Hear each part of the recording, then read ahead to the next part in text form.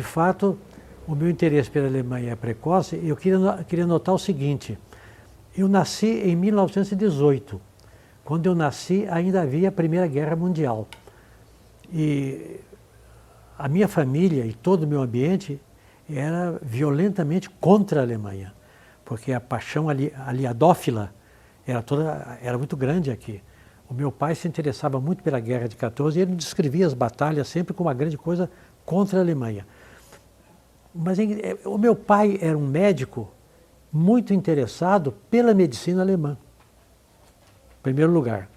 Segundo, meu pai era muito interessado em Nietzsche.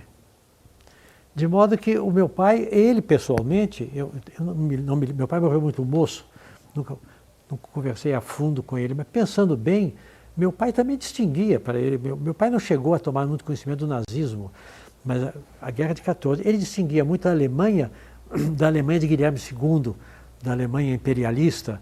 Havia uma Alemanha que é a Alemanha dos médicos, a Alemanha dos artistas, de que ele gostava muito, ele era muito de Nietzsche. E minha mãe era de uma germanofobia tremenda. Minha mãe não gostava, devo dizer honestamente, que minha mãe não gostava de alemão em geral. Ela discordava de meu pai. Meu pai não tinha nada contra os alemães, minha mãe tinha, ela não gostava de alemão, porque o alemão para ela era o militarista, era o guerreiro, era o Guilherme II com os bigodes em pé. E aquela borragem do crânio que havia na Guerra de 14, ela passava para a gente.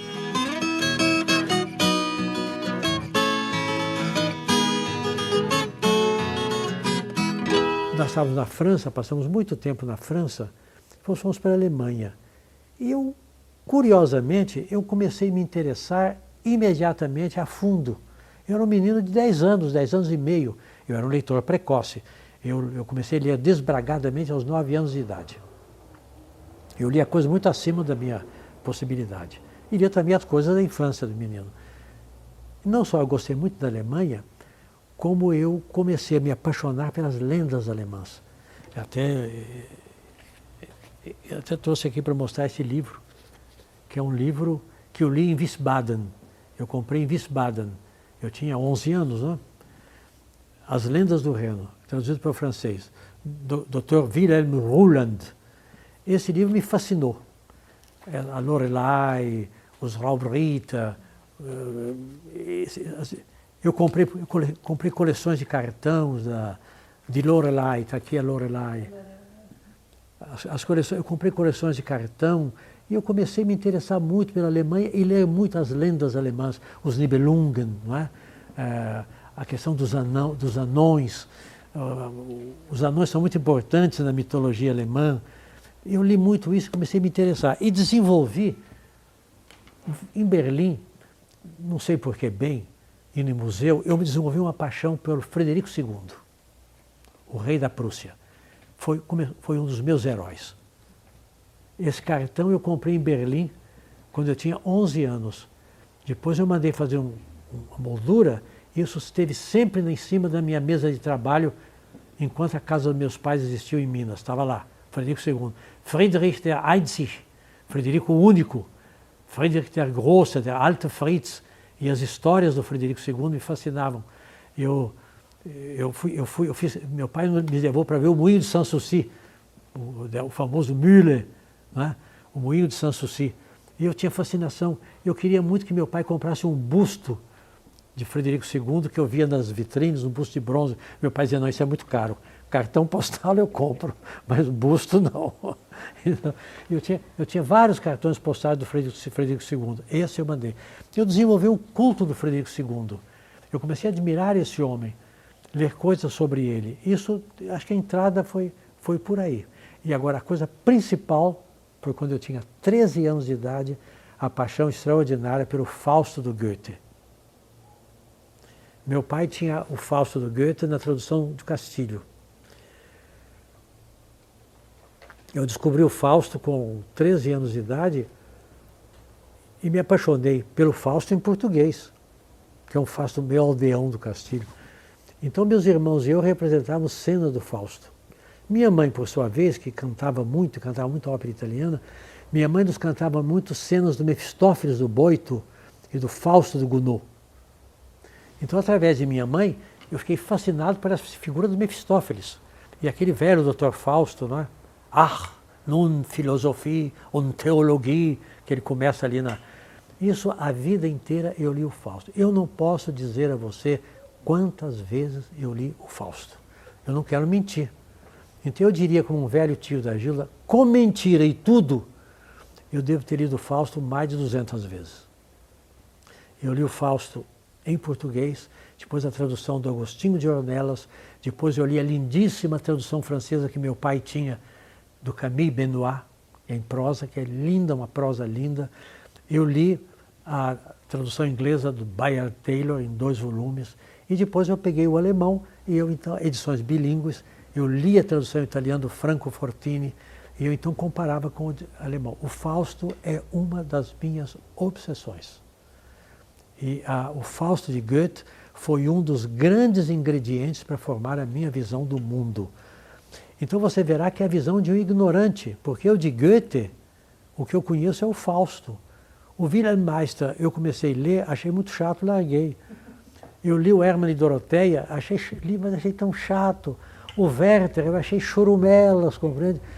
Mas o que eu li do Goethe, que eu tenho até hoje, eu tenho uma prateleira ali de Fausto. Foi o Fausto, é uma das minhas fascinações. E para mim o Fausto foi uma lição de vida, o Fausto foi uma lição de filosofia, o Fausto foi uma reflexão sobre o mundo, foi um dos meus formadores, foi o Fausto. Então eu posso dizer a você que eu não sou um germanista, porque eu leio mal alemão, que eu conheço mal a cultura alemã, mas eu tenho algumas obsessões formadoras.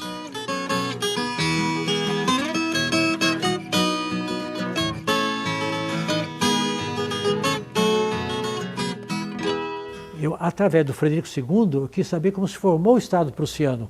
Aí eu fui ao Großkurfürst. Quando nós morávamos no Kurfürstendamm, eu queria saber quem era aquele Kurfürst do Damm, compreende?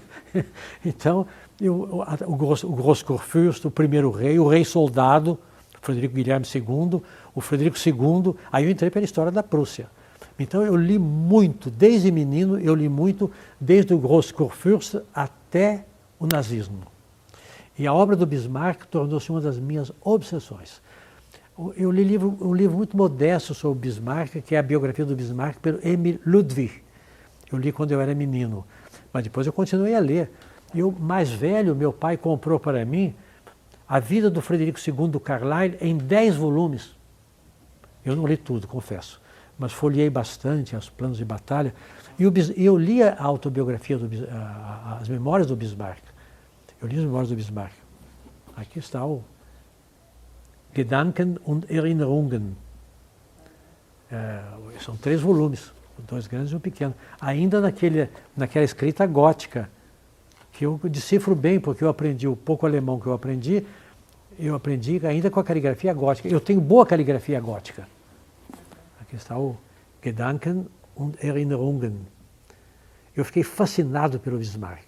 Meu pai costumava dizer assim, Bismarck era um homem extraordinário, um grande homem. Ele levantava às vezes de manhã e dizia, odiei a noite inteira. E eu acho que a obra de criação do Império Alemão é uma das obras de escultura política mais extraordinárias que eu conheço. Então eu li muito sobre Bismarck, li a vida do Bismarck, li as memórias do Bismarck. Eu li um livro muito importante do Eyck, a biografia do Bismarck. Depois, é um tipo que me fascinou, compreende?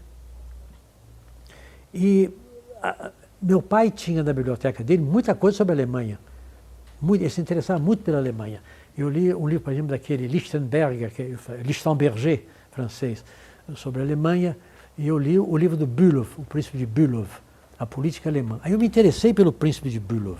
Aquele meu artigo, eu já estava muito... Eu lia a tradução francesa das Memórias do Príncipe de Bülow, que é um homem que me fascinou. É um político matreiro, uma raposa, mas é um admirável escritor. É um alemão fácil. É um alemão para latino ler. Compreende? Fácil, agradável, é um grande escritor. E depois eu consegui, depois da guerra, eu consegui as memórias dele em 4 volumes, a edição original está aqui, com o brasão dele, brasão dos Bülow. que eu cansei de ver aqui na Avenida Paulista, porque aqui na Avenida Paulista morava um Bülow, que era diretor da Antártica, com esse brasão aqui, Possimoor, ali na Avenida Paulista. Esse homem era um homem, esse livro é um livro fascinante, eu li muito, eu lia, esse é o príncipe de Bülow, Bernhard von Bülow. Eu li muito esse príncipe de Bülow. Ele é um malandro, um político malandro, mas o livro dele é fascinante. Essas coisas todas para mostrar a você o meu interesse pela política alemã. Eu li os historiadores franceses, especialistas em Alemanha, Edmond Vermeil, Lichtenberger, o Charles Andler sobre Nietzsche. Eu li essa gente toda. A Lévy sobre o Nietzsche, a bibliografia francesa sobre o Nietzsche, eu li. E repito, a história alemã, a formação do Estado prussiano e depois a formação do Império Alemão me fascinam até hoje. Até hoje eu leio.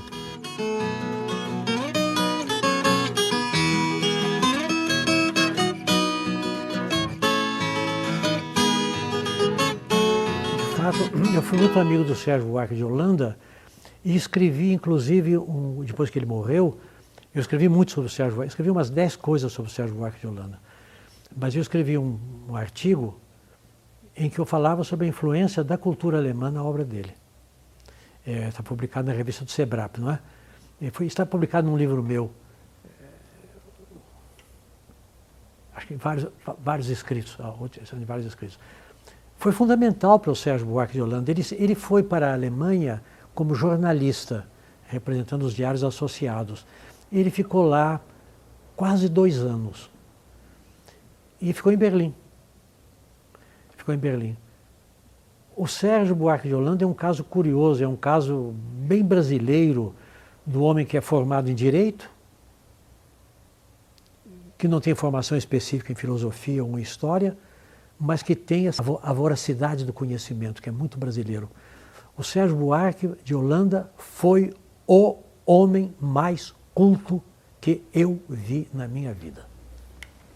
Eu nunca vi um fenômeno igual. E através do Sérgio, a gente sentia muito o que era a vida alemã no fim da República de Weimar. Muita coisa. Eu estava em Berlim, eu era menino de 10, 11 anos, não entendia nada e não sabia nada. O Sérgio me fez entender. Eu contei para ele, por exemplo, que no nosso apartamento era ao lado de um teatro. E que meus irmãos e eu ficávamos olhando as pessoas desenharem os cenários no chão. E que às vezes um homem lá dava ordens, tal, iam secar as roupas, diz o Sérgio Buarque. Esse teatro ao lado do qual você morava era o Teatro do Piscator. Então é provável que esse homem que eu vi lá várias vezes era o grande Erwin Piscator. Então o Sérgio me iniciou em coisas de Berlim que eu não podia saber como menino, mas que eu me lembrava, Essa canção que a Valmir se refere foi um filme que ele traduziu em que passava-se na Hungria. E havia um famoso regimento húngaro, que era o regimento dos mosqueteiros de Honvéd. E o herói provavelmente era um rapaz que era mosqueteiro de Honvéd. E o Sérgio teve que traduzir isso, e ele traduziu admiravelmente bem. Em alemão é assim: Bin kein Hauptmann, bin kein großes Tier, sondern ein ungarischer Honvéd-Musketier. Trotzdem sagt ein Mädel meiner Wahl, in der Liebe bin ich mehr als ein General. Es gibt auch etwas, das ein großer Offizier halb so gut weiß wie sein letzter Musketier. In der Liebe geht so drauf und dran, ha-cha-cha, und dann kommt auf andere Dinge an. Que era uma canção muito divertida que o Sérgio traduziu em admiráveis versos em português.